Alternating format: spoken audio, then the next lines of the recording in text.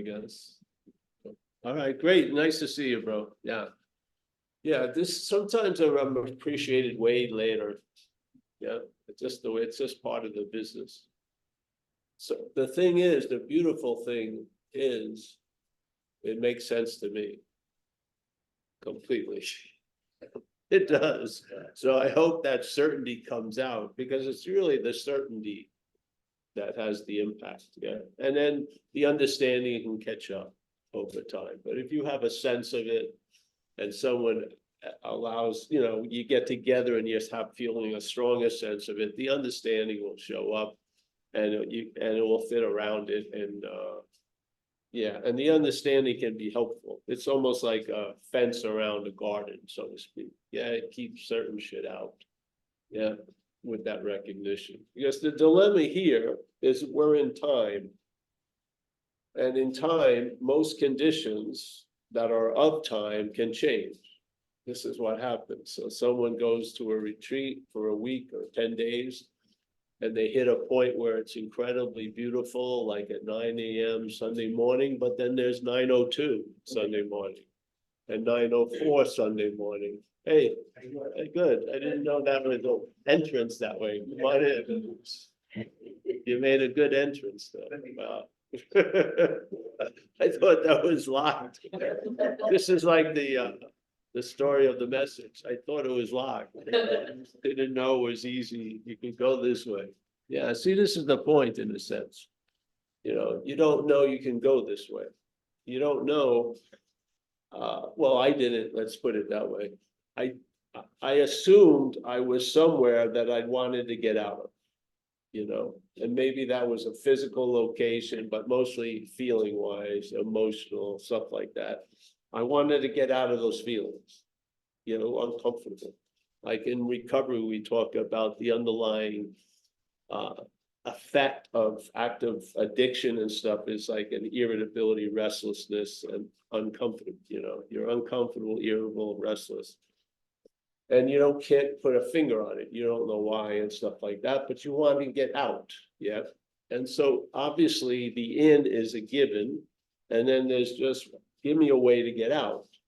And I'll try a number of ways. And what happens is one of them may work and you'll get out, but over time, the payoff cost ratio changes and the payoff gets lesser and lesser and the cost gets more and more. And the more you want to leave, the more you seem to arrive back at where you were. And it gets super frustrating. And then you hope that something that you run into is different than everything else you tried, which is like spirituality. It's like it's got an immunity to the effects you were experiencing with drug use and shit like that. And you enter spirituality, and it's a bummer when you find the same movement is there, the seeking. Yeah, and it's the seeking, and it's not so much the seeking, it's the power of the seeking to imply the seeker or how it's used. Yeah. And so now you get bound to this idea of being the seeker, and that's the blocking of the whole message of spirituality, obviously. Yeah. But the stubbornness of wanting to be there to get everything keeps you going. Yes. And when you start failing, which is often, there's a point where you just turn it on yourself. And so you should have stayed in India longer. You should have taken a 4-week retreat, not a 2-week retreat. More just becomes the drive. And there doesn't seem to be any end to more, because you can go 6 months retreats. Then you can mix retreats. You can have tantra with fucking foot massages and shit like that. And so on, or you can switch hearing the message with other people, with the hopes that different people will have a different message. Hopefully not in non-duality. Hopefully there's not a different message, because their only message in non-duality is really negating something, negating the assumptions and how we're going and how we're moved and what we're thinking is going on, and this establishment of the noun before all the verbing. Yeah. And so this duality of noun verb is one of the aspects of which gets negated by the message of non-duality, which is not to. So not noun verb, not you, me, not subject object, these things are negated. They're not beaten, destroyed, or denied. They're negated. And what's negated? Not duality isn't negated, but what it has meant to us is negated, because duality is a projection of looking at things from dualism. Yeah. So we're in a subject-object conundrum, and we project that, and so we see in a dualistic way. There's not a duality of a planet. There's not a planet that goes this, therefore, it's how we see things completely. And so if it's how we see things and we don't change to how we see things, we're just going to try to see different things. Because we'll see this thing and it will fail, then we'll just see a different thing and a different thing, but we'll never question the seer of all the things. Yeah. And this is the point, is to finally, this is the success of failure. Hopefully all your pursuits and drives to arrive at where you already are have failed, because you're already there. Yeah. You cannot have the joy of arriving at where you already are. You can't. Yeah, it's like the story of the lady with the ring, the necklace, and she has this beautiful necklace, and somehow she loses the necklace. She doesn't remember, but now she is established in the fact she lost this necklace that meant so much, and her whole life turns sour. She's bummed out, depressed and shit. She's not feeling the zest of living, and she feels it's all based on losing this necklace. So she's complaining to friends, and then they've had enough, and they're going, okay, we're going to help you find the necklace. And they look and look and look, they can't find it. And they're like frustrated themselves. And then they hear a message about a guy or a woman in the north, and they say they know how to find the necklace. And so they make a pilgrimage up there. They pay a sufficient amount to sit in the front, and they get the message. This is how you can find the necklace. Yeah. And so now they're in the habit or the business of finding the necklace. Do they find the necklace? No, but they're in the business of finding the necklace. Yes. Right. And then suddenly someone walks in and sees them at another meeting of finding the necklace, and says, hey, listen, well, just feel around your neck. She's the head honcho. She's had the biggest loss and the biggest bummed outness. So she's really interested in finding the necklace. We go ahead, just feel your neck. And she does, and she feels the necklace. What's the reaction from the programming? And it says, I found the necklace. The necklace hasn't been off her neck, so it wasn't lost. So now she believes she's found it, that which was lost, which it wasn't. And now she has effects. These are called causeless effects in Course in Miracles, because you did not lose the necklace. But the effects of finding it is you feel better and you're happier and you're just beaming and shit like that. And it seems to be predicated on the fact that you found the necklace, but you didn't lose the necklace. It was always there. You just didn't pay enough attention to feel it. You just believed your head saying you lost the necklace. You never actually checked to see if it was there or not. Yeah.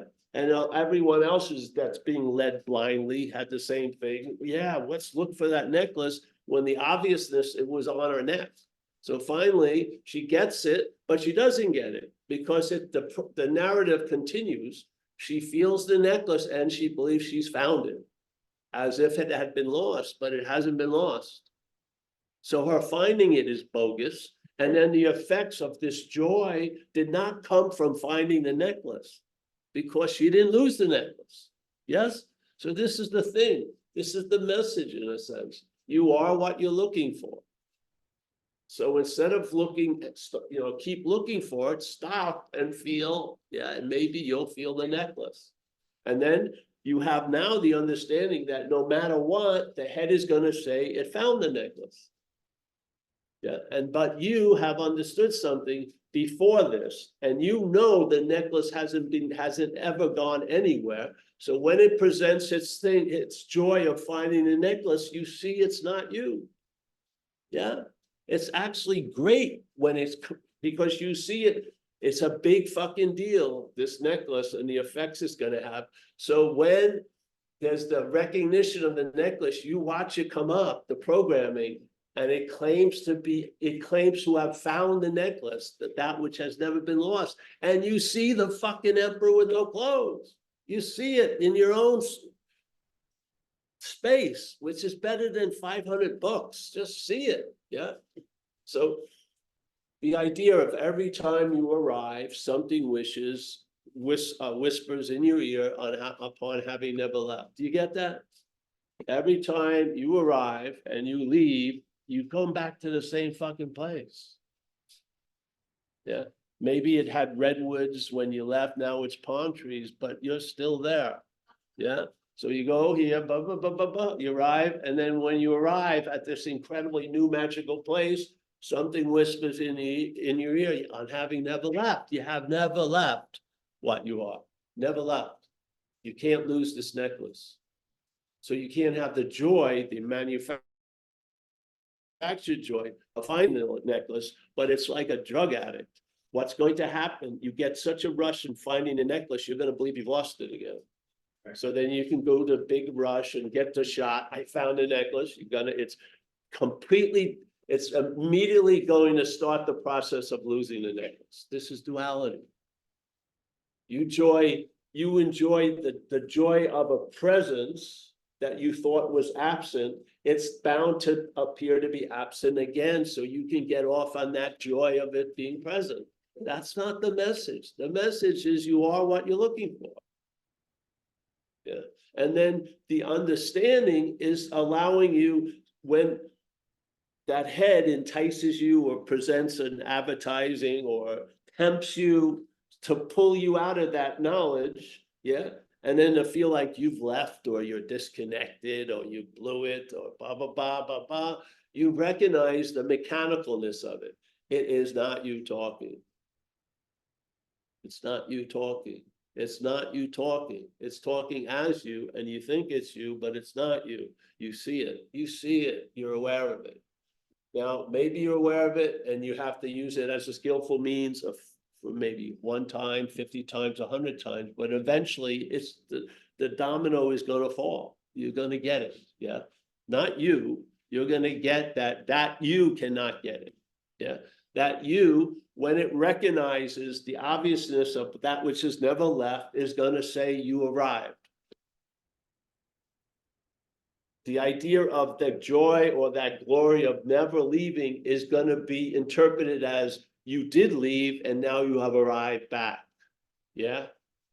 This is the bondage of self. The bondage of self adds a lot of mileage and a lot of time to the inevitability of what you are is what you're looking for. This message is just about giving you some understanding that that feeling that it's you that says it's disconnected is just a feeling. It's not you. It's the head saying it's disconnected, which it may be true to the head, but it's not true to you. This is the beauty of it. If you have the recognition that it's not you, you're going to lose interest in it. And it's in the interest, the amount of interest that goes to it is what makes it seem to be real, the whole fucking event. It really feels like you lost something and you found it, but you haven't. Yeah. So you go, and what are you going to do? Are you going to train that thing that believes it lost something and found it, or see it's not you? Why? I'm telling you, the latter works. The other one is another level of fucking doing. Yeah. You see, oh, I'm losing the necklace all the fucking time. I don't want to have to go through all this to find it. I'm going to stop losing it. Yes, this is bullshit. It's the same shit all the time. You step back there and you see that is not you. Yeah. So there's no interest in holding water for it. Yeah. You're not going to go along with the story, which it needs you to go along with the story, because it's sort of like if there's a loss of intention and it keeps walking, it's looking back because it needs your attention unbelievably. So it's like, you know, it's in the habit of you going wherever it goes. When you stop, it's fucking noticeable. Yes, yes. And just let it hang out to dry. Yeah. It just holds there. You don't give it the yay and it just crumbles or shrivels up. It does. It's like unbelievable. It is. So I don't believe if you see the first aspect, it's another order. There's a lot of orders after you see the first aspect. So the first aspect is I lose the necklace all the time. So the order is I've got to not lose the, yes, this is not this message. This message is disarming. It's not a call to arms. This is not a path. It illuminates whatever path you're on. And everyone here as an action figure is on a path. Everyone.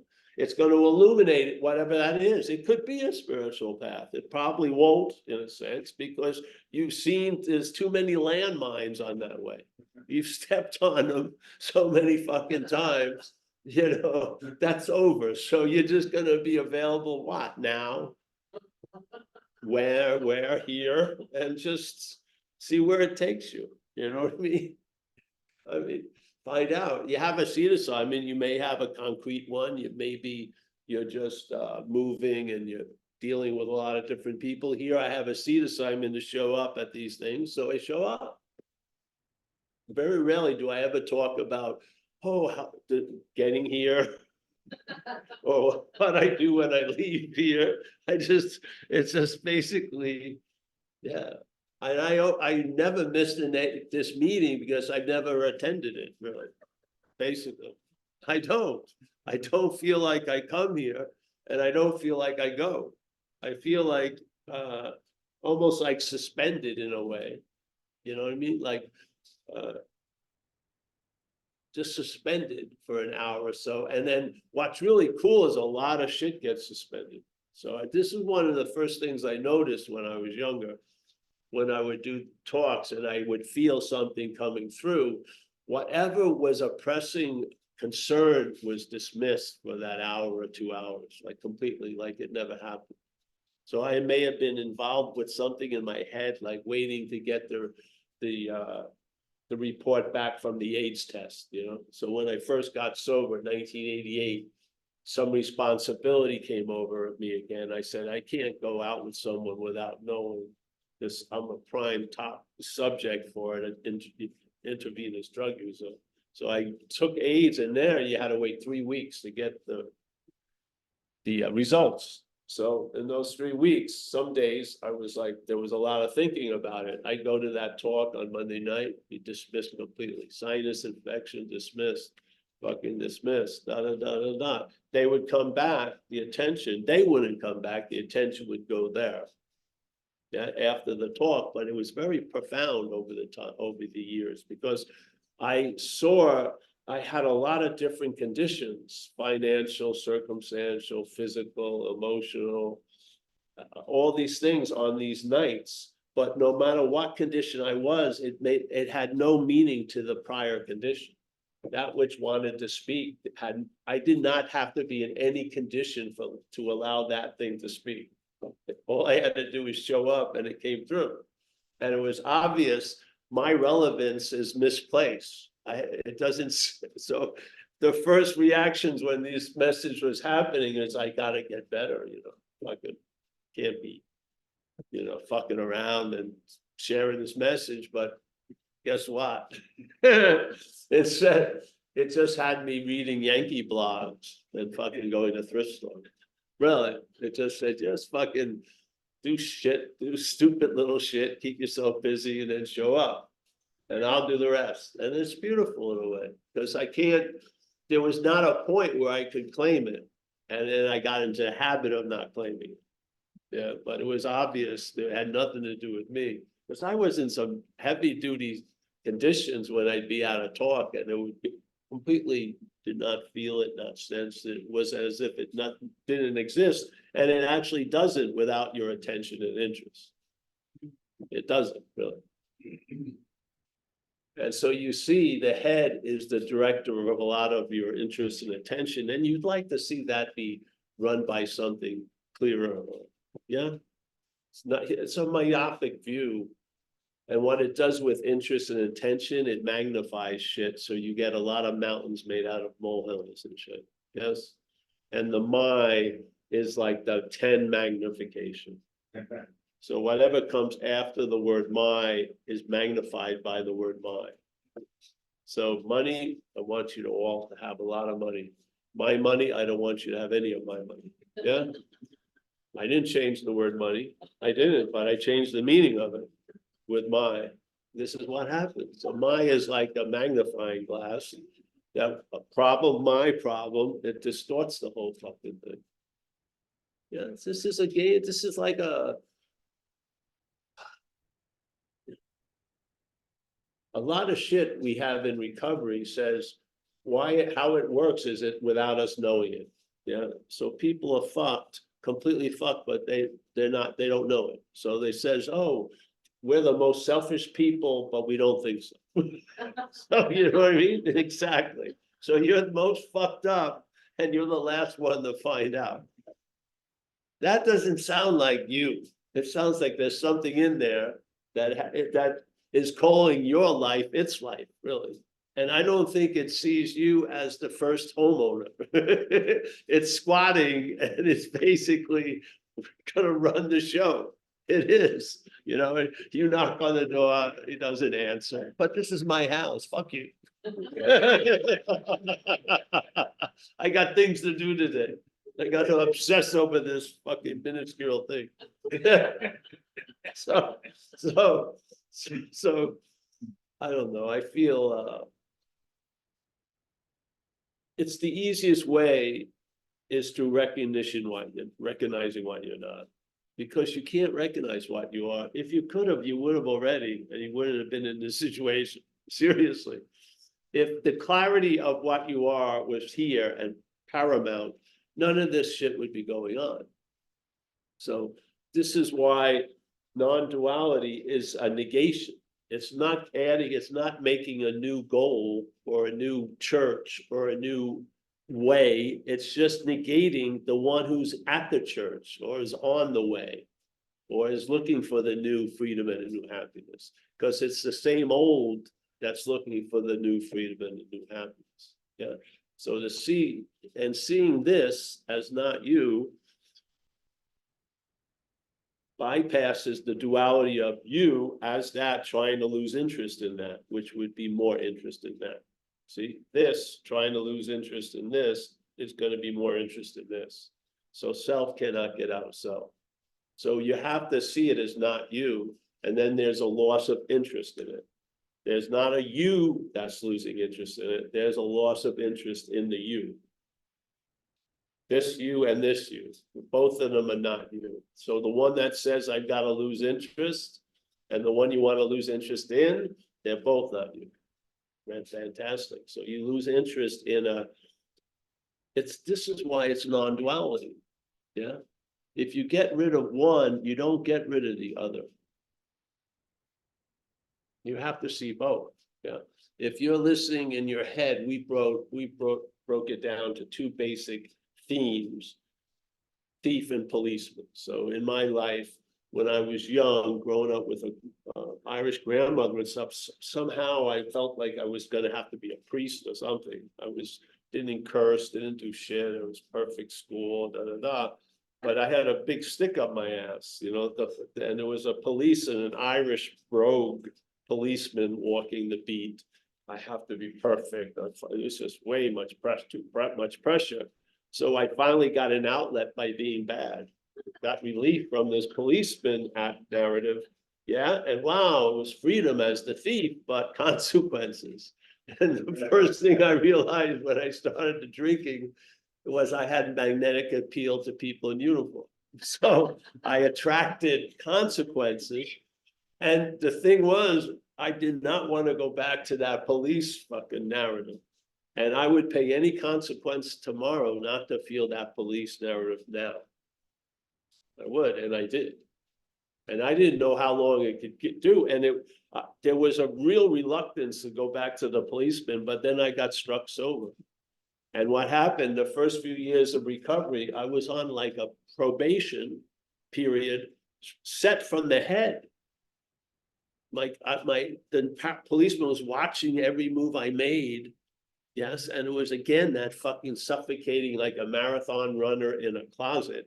That's kind of suffocation. I'm going, what the fuck? And then finally I heard no, there's more than two narratives. Maybe there's no narrative.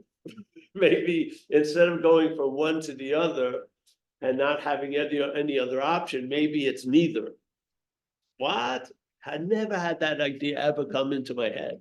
I had to have it presented to me in a non-duality meeting. The non-duality meeting said, it was you, Paul, that was playing the policeman, and you, Paul, that was playing the thief. And it would love to have the thief and the policeman at odds to reinforce the you.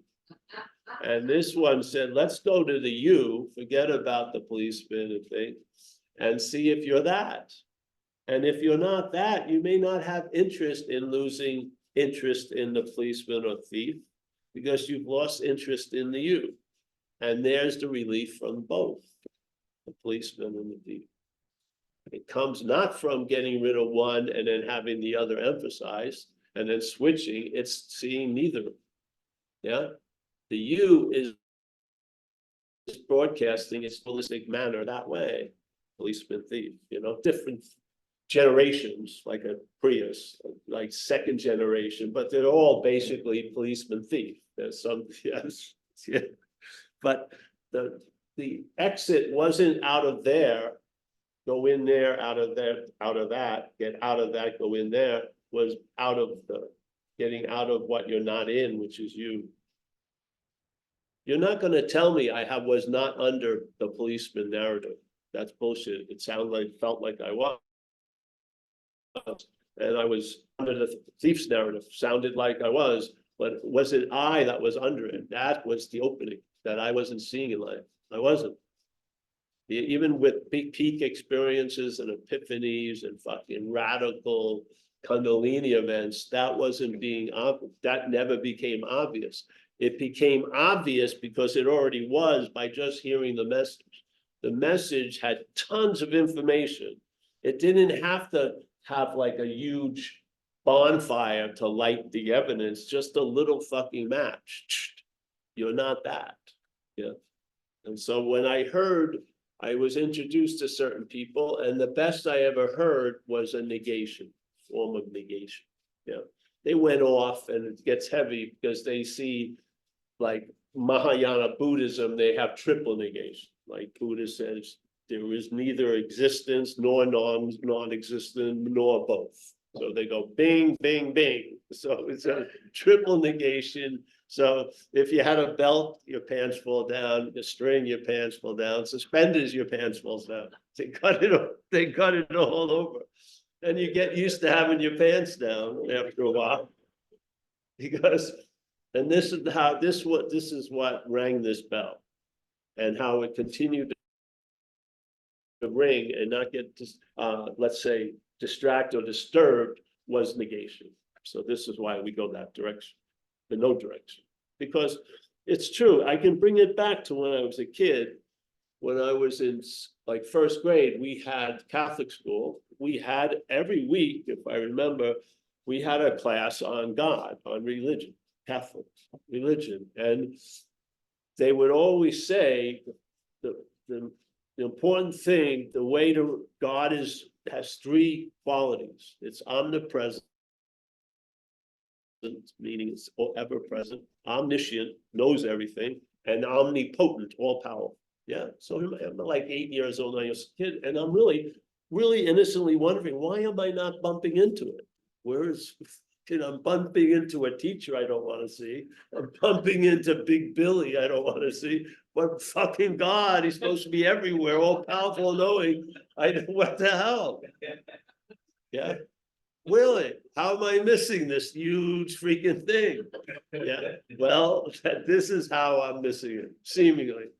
I'm not missing it, but seemingly, I'm missing it. In other words, it's appearing to be true to me that I've missed it without knowing it. But it is because it's the me and missing it are synonymous.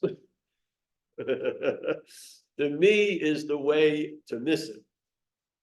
And we get sucked into the me is now going to practice things to not miss it. But the me keeps on being. And that's the basic obstruction. It's not that it's not great or not profound, or not religious, or not moral, or not giving, or it's none of those things. It's just the me. It's the idea that you're a long-lasting, independent, separate thing that's the doer, the thinker, the feeler, the taster, the toucher. These attributes pictured as a body is the obstruction. It's not, there's not an obstruction that's obstructing this. This is the obstruction. Yeah, not this body. This body is just a non-existent thing. It's this whole matrix of going on here is the obstruction. We believe if we remove all obstructions, but you're still there. That's why the system doesn't want you to get to the removal of all obstruction, because maybe at that point you'll see you're the obstruction. So every time you go through all the obstructions, they add on to it. There's more coming, isn't there? It's like you got, I thought that was over. No, come back on, it goes on and on. So it never gets to the last obstruction, because your head doesn't want to, because if the last obstruction would go, it would see it's the fucking obstruction, which is the last thing it wants to do. So add on obstructions. Lifetimes, great, sign me up. This could be a lifetime, lifetimes, a great fucking, I'll be busy for lifetime, thinking everyone is obstructing me and I'm the obstruction. Yeah. And the beautiful news is, again, because of the identity, that's sort of like in AA, we say, who wants to admit complete defeat? Who wants to admit they're the obstruction as the obstruction? This is the message of non-duality. You're not the obstruction. This is why you can be fearless and thorough around it, because you're not it. That glaze of identification is its greatest protection. Yeah. Its greatest protection is that glaze that you believe somehow, oh, I'm the obstruction. No, you're not. That's the great news. But while you are the obstruction and believing everything else is, that denial of being the obstruction is the active fucking obstruction. So because of that fear of having that day of reckoning, but it's not, the fear isn't yours. It's the system's fear in and of itself. So when you get to see the obstruction as not you, that fear of it doesn't play on you anymore. Yeah, you can see it and say, I'm not that. Very clear. Yeah. And then, I mean, to me, I ran into that, and that was that. That's been the last answer. I haven't been moved to look for anything else. When everything else I did, I was always moved to look for something else. Buddhism, Hinayana Buddhism, then the Mahayana, then look at fucking, Tibetan Buddhism, that shit, on and on, always. One thing, yeah, but never enough. But this has been the last answer for many, many, many years. We put an end to it all. So to me, that has to be the beginning. I think the only thing that can put an end to everything would be the beginning, don't you think? AA started something, but no, AA sort of was a precursor. What I got in AA was I got struck sober.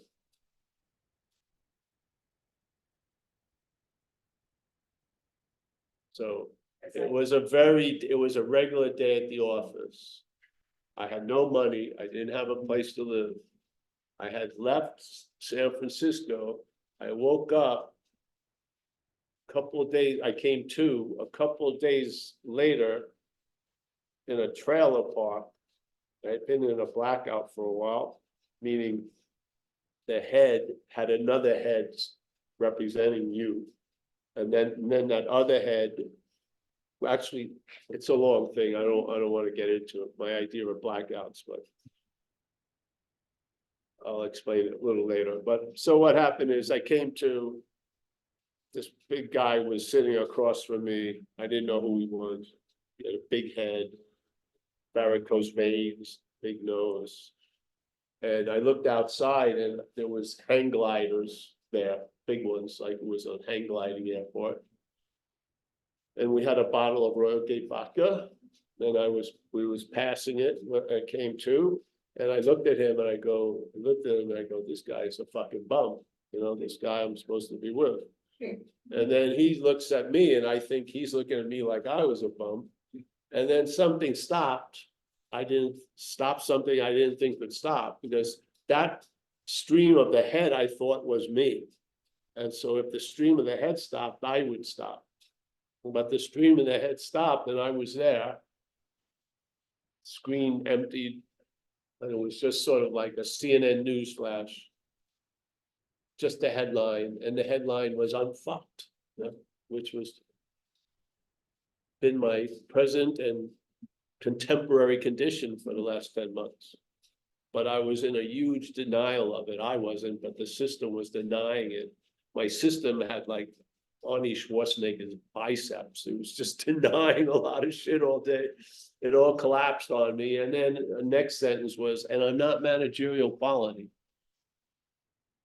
That was it. Screen shut off, stream started again, but now new thoughts were coming through, which is, I got to get out of here.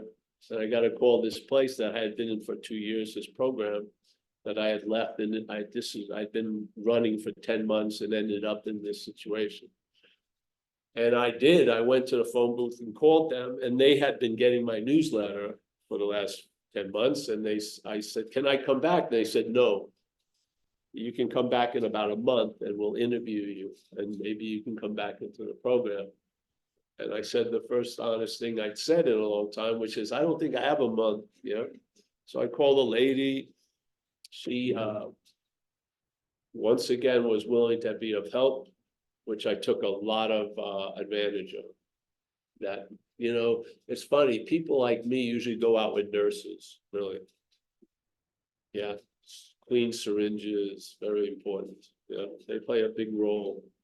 But a lot of my people I know that were like me would go out with nurses, just the way it works. So she came up and picked me up.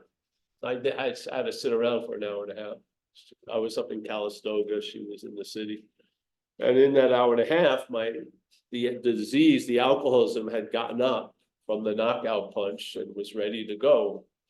And it made its last, till this day, 36 years later, its last hurrah. When I got in the car, I tried to talk her into getting some beer, and some cocaine, because I didn't have any beer or coke or any money. So I had to rely on her. And get the dirty magazines, rent the hotel room, we'll have some fun. And she said, no, because she had followed that equation many times with me, hadn't been that satisfying for her. She said, no, we're not doing that, Paul. Do you need a place to stay tonight? And I said, yeah, I do. That's what I was keen on. And she says, all right, you got to go to an AA meeting. That's the requirement for you to stay at my house. So she brought me to my first AA meeting. And then what happened in hindsight, I had a miracle, truly, because I wasn't thinking of stopping. It was just something stopped me. But whatever that happened would have died on the vine unless I met a way of life, which was I met recovery or AA that night. And I've been going there for 36 years. So that was way more than enough to convince me of a lot of things. But what it convinced me of at that point was surrender. Because it was like a forced surrender that had brought me to an incontrovertible fact that I was fucked and I'm not managerial quality. And I had been been arguing with that against that fact for years and hadn't been working out. And there was just that defiance just got broken, and I just fucking sort of gave up. And then I had the feeling of what surrender is to me, and I could practice it. So I felt I entered a state of surrender concerning these facts, where I haven't used or done anything for 36 years. I'm no interest in it. Never had a strong feeling or a thought about it, which is a mind-boggling, incredible solution. Seriously. I mean, we say that the solution will, the problem will not exist for you. I've been in that for a long time. The state of the problem doesn't exist for me. Now, problems can exist for me at any moment, but that problem doesn't exist for me. Yeah. So that's what happened with AA. And then I feel AA freed me from, when you're on a survival level, you're not going to be studying philosophy. You know what I mean? You're not going to go to debates and shit. You're just fucked. You just have to get some shit and you're on it. Yeah. And then when I got freed from that, my mind could roam. And I first went back to Buddhism because I had been with a spiritual teacher when I was younger. Went back to Buddhism because I didn't like the guru idea. And that led me to finally running into non-duality about 97, I guess. I heard it. Yeah. Read a few books, went to see a couple of people. Some I liked, some I didn't like. But then I got, one thing was very profound for me. I went to one of these people and he was from a Zen lineage and he shared a famous, Zen has a lot of cryptic shit. They say it's great. And this one was pretty obvious. He says, and he was up there and he was, obviously the people in the audience think he had something they don't have.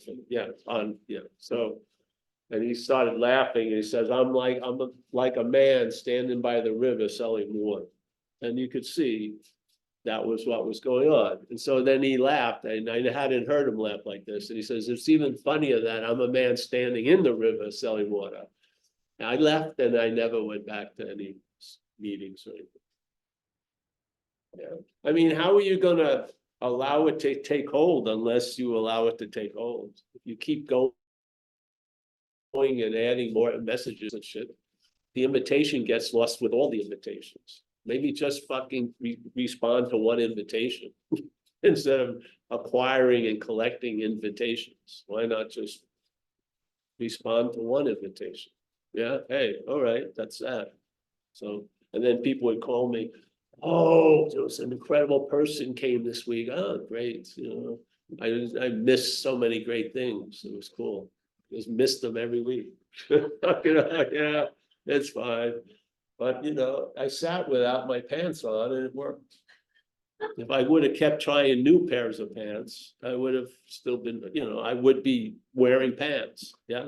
So I never really saw, see, when I was with the guru, I don't think anyone has anything. I don't think someone is enlightened. I don't. Because that's someone who you take to be enlightened may go into delirium when they get older. And it's going to look really weird when they put on their pants backwards and there's drooling and shit. And they don't know. You assume the body and the person was enlightened. I don't believe that. I believe things come through us. And this is what disappoints people. Let's say somebody is profoundly on fire and then down the road, he or she gets weird shit. Weird shit starts happening. You know what I mean? And you're wondering, why? What happened to the guy? Nothing.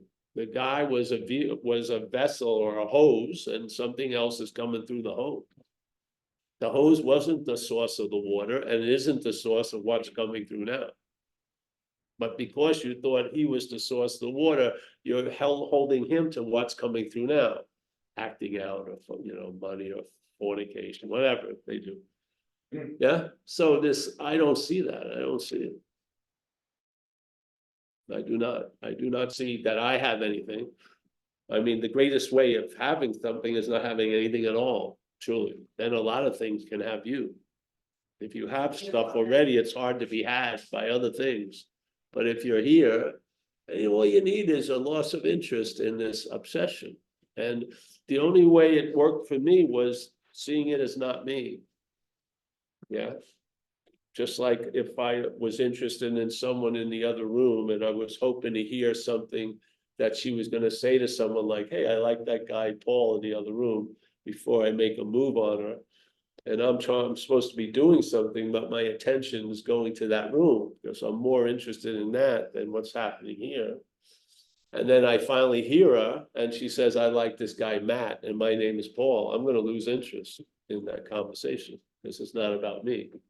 Yeah, same thing. You're going to lose interest in this conversation that you were talking to you. You're going to see you're not the one who's talking or not the one that's being talked to. And when you see it, really, there's going to be a migration of interest and attention. And you'll know it by its results. You'll start getting enriched during the day instead of enslaved during the day by the same interest and attention. It's not the interest and attention that's the jailer.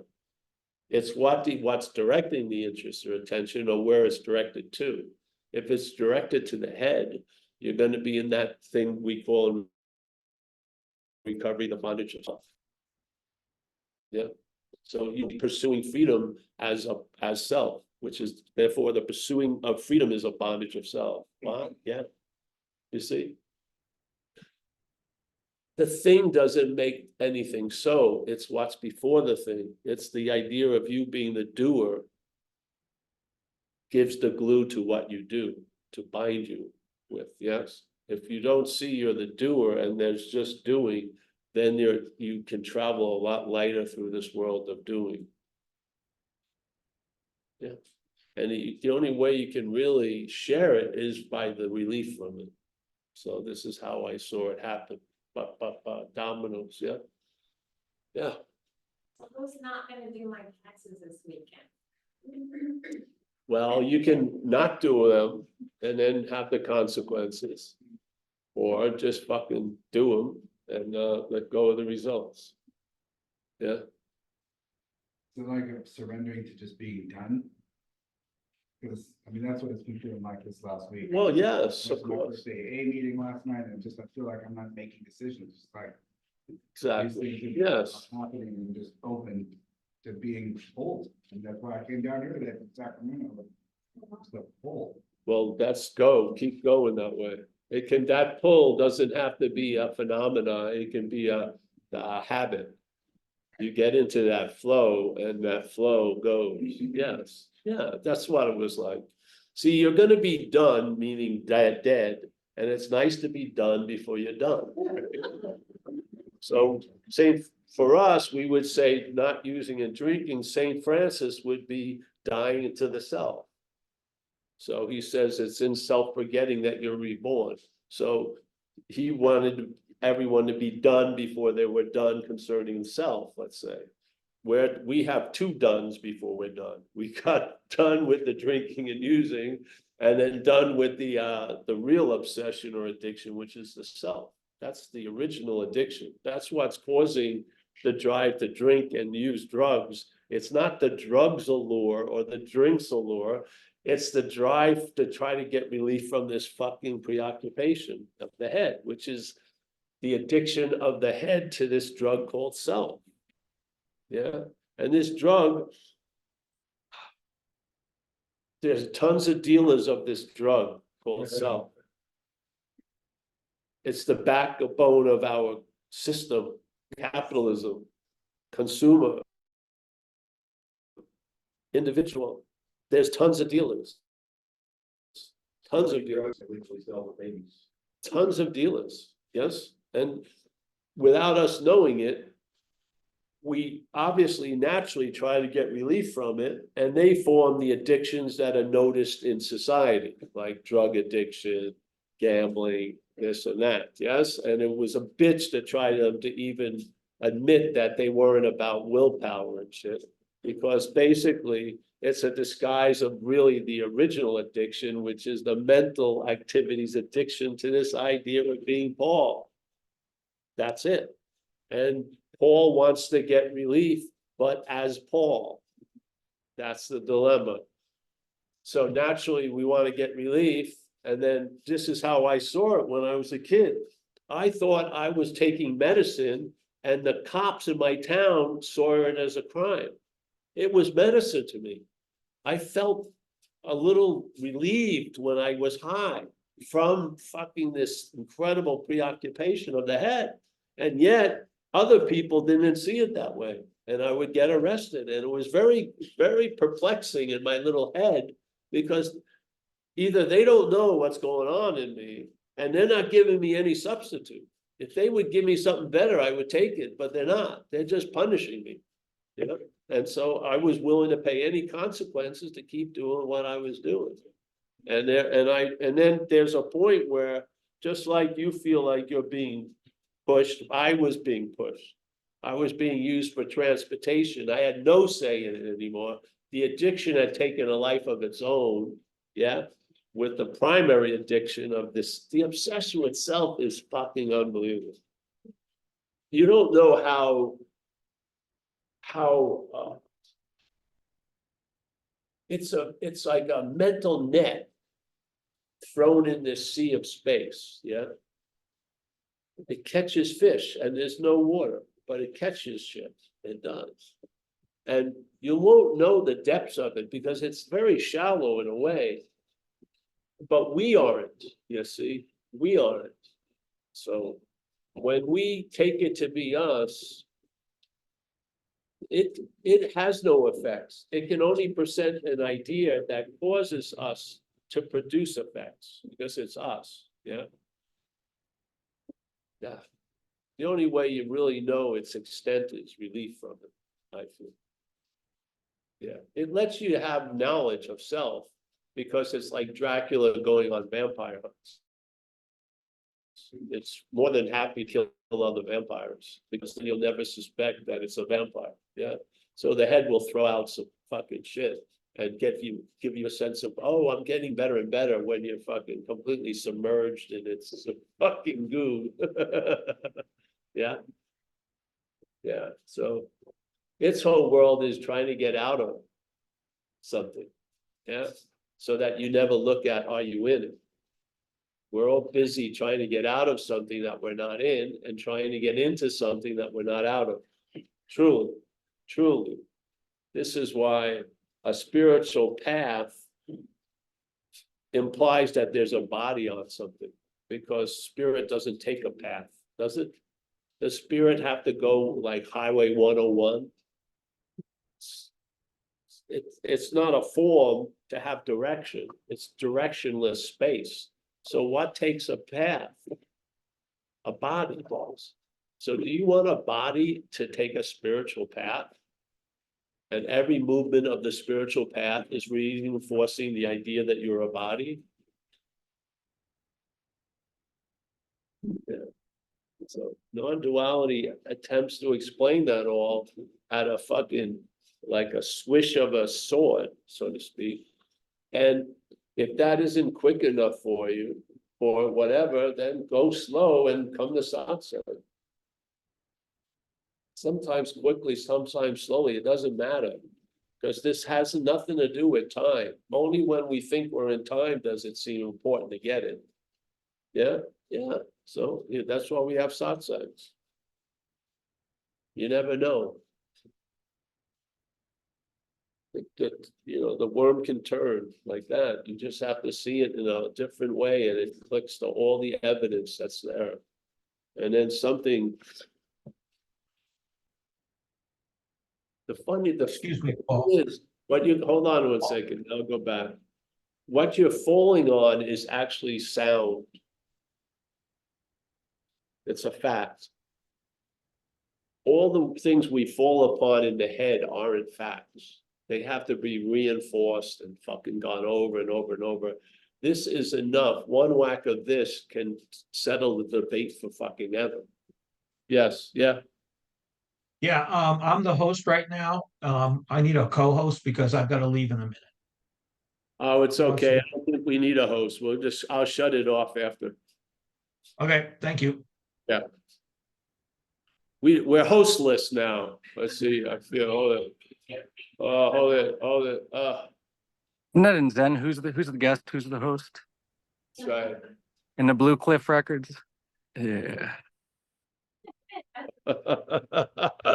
It feels the same when we had a host or a host. It doesn't feel any different. All right. Anyone have any questions? Sorry, I went off on the tangent of surrender and then. Yeah. There's a thing that Ramana said lots of times, different ways. He says basically it boils down to there's only two possibilities here. Either you investigate the origins of misery, which would be seeing what you're not, or surrender and just admit thy will be done. And to me, as when you've lived primarily as an action figure and you get introduced to a situation, surrender is the easiest one to entertain. Yeah. Because you know you've been fucked and you've surrendered tons of times. I've surrendered to the cops involuntarily. I've surrendered to people. I surrendered to drugs. I surrendered to Delancey Street for 2 years. I lived there 24/7, surrendered everything. Surrender, surrender, surrender. The act of surrender I've done. What's going to make the effect of the surrender is what you surrender to. Yeah. When you or what you really surrender is self, sooner or later. Yeah. So surrender is, to me, is very, very easy here to recognize if you just stop and look, because we're managing and most people aren't listening to us. Yes. What happens when you exert power? Don't you experience powerlessness? The AA way is admit your powerlessness and you'll feel power. Just tell the truth that you're powerless. People are not fucking listening to you. Yeah. You can do these talks forever. Everyone's going to hear it the way they hear it. Yeah. Powerless. When you admit you're powerless, you don't experience powerlessness. When you don't admit your powerlessness, you experience powerlessness a lot. You're frustrated, you're pissed off, you have grievances and shit like that, but they're all demonstrations of you're not running the show. Yeah. You're not managerial quality. When you come to alignment with that, it's great. It's such an opening. You cannot believe how small your view is if you want to be right. So it's just, you miss out. There's so many rooms in the mansion, so to speak. But I want to be in this room. Well, yeah. Yeah. So, all right. Anyone who, we don't have anyone running it. So Vlad, anyone have a question? Let me see if I virtual hands here. No, I don't. Well, listen, then we're going to start saying goodbye. I have a question. Oh, all right.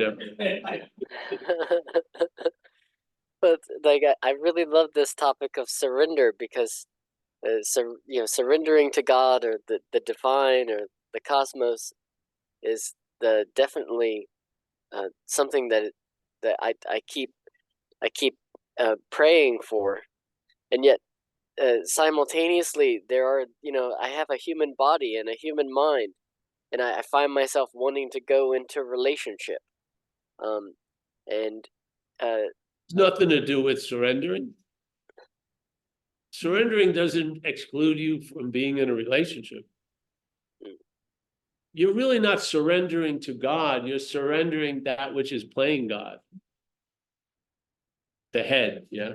That's what you're actually surrendering to. You don't surrender. You surrender something. And you surrender this ideation of self and see what happens. And because in the ideation of self, it may have this belief that if I surrender to God, no bueno relationships, no relationships. This is all made up in the head. God does not have that as one of his requirements. It's not like the soup Nazi, no relationships for you. No, yeah. So what's going to happen is you start seeing all these ideas that are implied to be coming from Everett as not Everett, and that's what you surrender.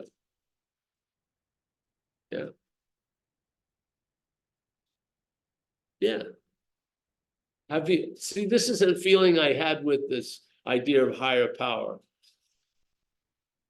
in recovery. They said you can have a higher power of your own understanding. I said, all right, sure, okay. And then after a couple of years, in about a year or so, it moved from a higher power of my own understanding, because that seemed to be really stupid. Because my understanding is pretty fucking myopic, and I came up with, I have a higher power of its own understanding. That's fucking great. Because that's revelatory. So I don't know what's going on, and I do feel, I have faith it will inform me of what I need to know. Yes? So, yeah, so this is this idea of surrendering. It says surrendering your will and life, surrendering this, surrendering that. Let's call surrendering self, because self is not you. It's a foreign activity. You can surrender it. You can. Yeah, and maybe you'll find out that you are exactly right where God's supposed to be at all times, right where you are with no requirement necessary. Oh, you could be, who knows? You may be the God that you're looking for. In my case, Not as what's looking, who's looking, but the God that you're looking for. Yeah. in my case, I had to surrender certain types of relationships, and that continues to this day. That kept the serenity. It wasn't a relationship, it was a problem. It was types of relationships, Oh. with certain kinds of people and certain kinds of ways of being with people. Yes. So you just follow where your serenity leads you, and when certain relationships have to be let go. It does become easy at some, I mean, Yeah. it's still painful the moment that you let go of them, it seems so, but then the pain is gone. It's actually gone when you've surrendered that kind of, bindedness. All right, Everett. Let's say something gets in touch with you and says it wants you to take a journey. Would you be the one who writes up all the requirements you're gonna need for the journey? That's a good question. Because like I literally have been thinking about taking a journey. Exactly, so you'll find most of the requirements are on our side. Yeah, Oh, yeah. We had a friend here, and he may be here today, where just suddenly that he played God with getting ready to access God. So he had to have candles, the right music, the lighting. God didn't send him. It's not like God's on a tour and I want only green M&Ms. So no, he wasn't getting any messages from God. He was playing God about meeting God. Woo! Surrender that motherfucker. Yeah, you may be surprised. The guest you're hoping to invite may be already at home. Yeah. Just, you may find out, oops.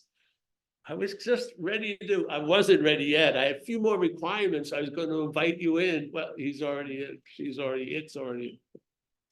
All right, Everett, yeah, come back if you like. yeah, thank you. With a relationship, without a relationship. There's no requirements for zenbitchlap.com. Not even a password. Yeah, all right. Anyone else? All right, I'm gonna say goodbye to Terry. Terry and Camarillo. We're both enjoying sobriety. Ariane, nice to see you, hon. David Bitterman. Always a pleasure. Jay, back from his lovely visit to India and stuff. Maral in California. Roman Mueller. Send our love to Barbara and thank her for sharing the other day, if she's not around. Mike Clark down in Mexico. Gary C. Placerville. Axel. David Bitterman, Andre, David, Zoe from Japan. I remember, I'm going to keep telling you, we have a Japan town here. Patricia Goldman, John K., Lucia, Paula, Lindy, Miss Volkman, Jules, phone number. Let me go back here. Eric in Santa Barbara, nice to see you again, Eric. Yep, yep. Jamie and Barbara. Nice to see you. Washington, Vlad. Washington State, Eh? Washington State. Washington State, all right, nice to see you. Vlad, Portugal, always a pleasure, Vlad. We're planning on something in September, Vlad. I'll talk to you about it. Yeah, Sherry, as always. Tomas, nice to see you, Tomas. Hey, Paul, Yes? quick question. Your June thing with North Carolina and the East, you said that looks like it may. I'm canceling that. Oh, so the North Carolina or the Dover thing too? No, just North Carolina. Okay. Do you think, is that going to be like the 20th or on, you were saying, somewhere It's gonna later in the be- month? It's gonna be starting the 17th to the end of the week. So Okay, Monday's the perfect. 17th, so we'll probably go to. I think I want to do the talks Monday, Tuesday, Wednesday, Thursday, and then Friday, Saturday, Sunday, we're gonna be in Dover. Okay, cool. So the talks meaning, Yeah, going places to give oh, talk. awesome, perfect. Okay, cool. Let's talk to some of the people. Okay, Yeah. thank you for the update. I appreciate it. Yep. Yeah, we'll plan it out. Okay, beautiful. Thank you, Paul. All right, David Ruhoff, Patricia G. in Montreal, Goldman, nice to see you. Everett, Axel, Gary, Ariane, thank you so much for coming.